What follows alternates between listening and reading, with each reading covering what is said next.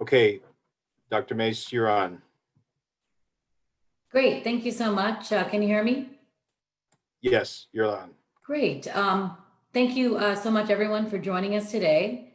An update on our metrics.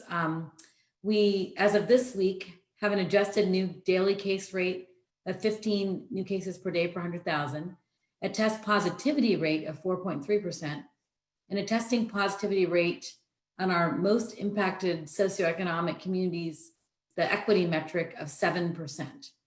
As you may have heard from the governor's remarks at noon today, the number of counties now in the purple tier has gone from 13 to 41 in 1 week.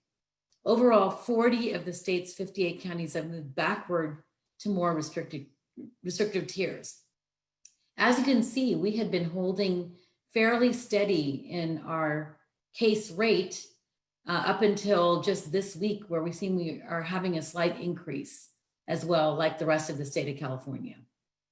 So the reason why the state's counties are moving back towards a more restrictive tier is because of the rapid increases in cases that California, as with most states across the country, is experiencing.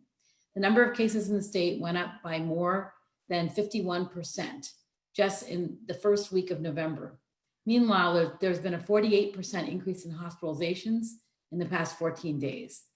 This prompted the governor to call for an emergency action, including changes that include quicker movement to more restrictive tiers for counties. For example, a county can 2 tiers from orange to purple in 1 week if the numbers warrant it. That said, it's still not clear what these changes may do to our appeal at the state concerning our testing metrics. Until now, laboratory results that were not electronically transmitted have not counted towards the overall test positivity or the health equity metric. We have now asked the state to count all of our tests, and our epidemiologists have worked diligently to add these test results to our totals for the previous week. We're still awaiting the result of our adjudication, and we should find out by tomorrow if the state approves of the adjustment to our data, which could help us move into the red tier. But given these new emergency actions by the state, it's unclear where we will end up. Meanwhile, we want to talk to you today about holiday travel and gatherings.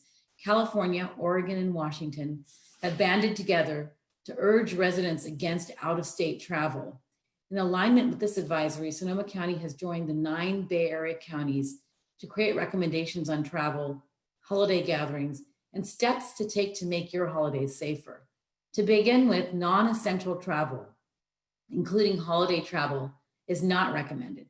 Travel to other areas increases your chance of getting infected and spreading the virus to others after your return. For those of you who choose to travel outside the Bay Area, it's strongly recommended that you self-quarantine for 14 days after you return if your activities put you at a higher risk of getting COVID-19. Please be aware that many airlines now require a negative COVID-19 test within 72 hours or 3 days of flight departure. The county does not provide the service, and those who are flying should contact their airline and the jurisdiction they're traveling to and make arrangements for a private provider that guarantees acceptable test results within the needed timeframes. We also recommend that you keep your gatherings small, short, stable, and outdoors. Large meals with non-household members, even with extended family, increases your exposure and the chances of getting and spreading the virus.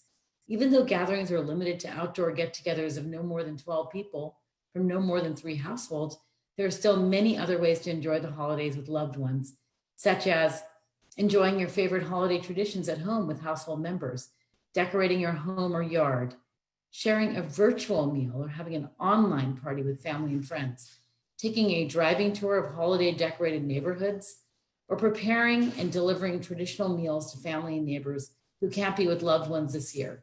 As always, mask up, wash up, back up, and don't let up.